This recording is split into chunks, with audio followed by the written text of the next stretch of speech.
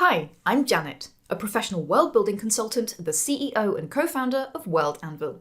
Timelines are so useful for explaining the history of your regions, organizations, cities, and more. In this video, I'll get you started with World Anvil's timelines, walk you through the interface, and help you create your first historical events and eras. Click the timelines icon here to see and manage all the timelines in your active world. Click on the title to open your timeline, or mouse over for more options. To create a new timeline, click the green Create button. Then just add a title and click here. The first time you create a timeline, you'll find the full feature guide pop up. The help guide is also linked here on the interface. You can reference that at any time. Let's start by going over the interface. Here's a timeline I made earlier. Here at the top is your title. Just click to edit it. You can edit your timeline's description here. At the bottom is your toolbar.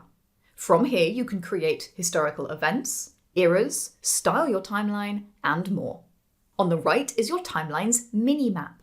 Drag your slider to reposition yourself on the timeline. These arrows jump you between historical events, useful if there are large gaps between them, or if you have a very long timeline. And this is a historical event. Use those to describe what happened in your world and when. Historical events are entities in their own right and can appear on multiple timelines. For example, I would add the founding of London historical event on an England timeline, but also on a London City timeline. To manage the full list of your historical events in your world, click Advanced Tools, then select Historical Events. This is an era. Eras belong to their timeline. Think of them as organizational structures for your time. Timelines actually have two different display modes: Timescale, which is this one, and List mode, which looks like this. In Timescale, durations are shown as lines on the timeline, and you can add your events in different columns. List mode creates a simple list display of your historical events. You can toggle between these two modes here in Settings whenever you like. To create a historical event, click the plus button and add a title. Then click the green button. Now your historical event is created, you can edit it in the panel. Click the title to edit it. Drag this slider to move it to a different column.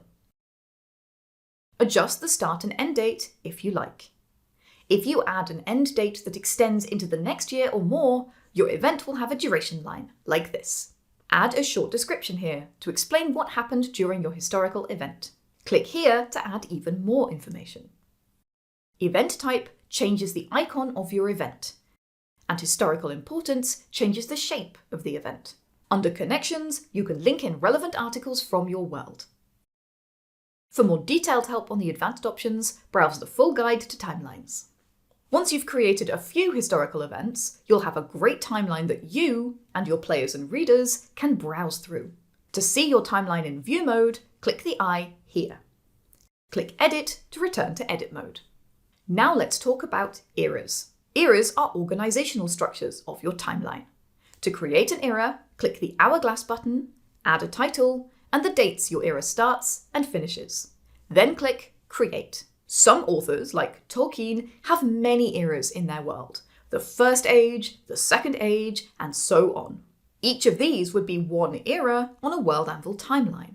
Some cultures in our world begin a new era every time a new king comes to the throne. For example, the reign of Ramesses would be its own era, starting when he was crowned and ending when he died. Other cultures might use one era for each dynasty that rules, like the Tudor era or the Shang dynasty era. Eras like these often restart their year count to 1 at the beginning of a new era. To set that up, go to your era's advanced options and change Count Offset to restart your dates from 1 or 0. Now, when you create events in your era, you'll see the new date number here under Corresponds to.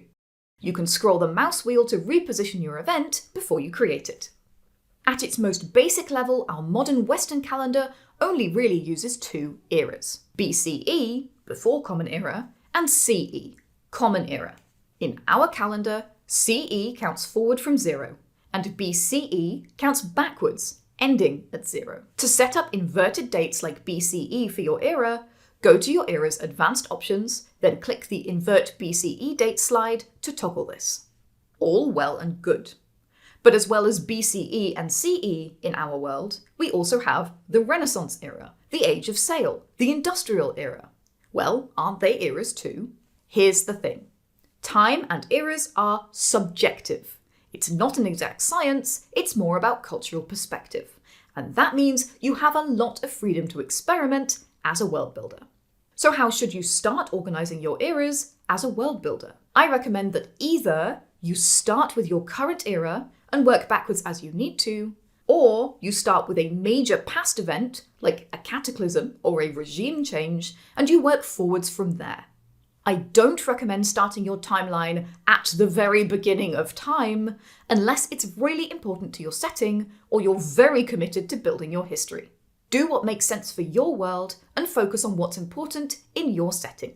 If you're a beginner world builder, follow our How to Start World Building course to get started with your new world building project and learn World Anvil at the same time.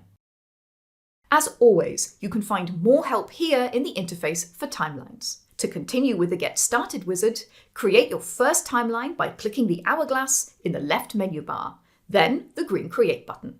Next, add some historical events, and maybe even some eras. Now, grab your time building hammer and go world build.